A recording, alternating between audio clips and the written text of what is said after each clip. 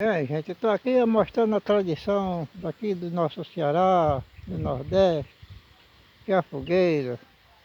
Esses paus são pau aparados, tipo lainha já seca que está caído, na cera de mata que é feita a rosto da estrada, para a máquina passar, senão não passa.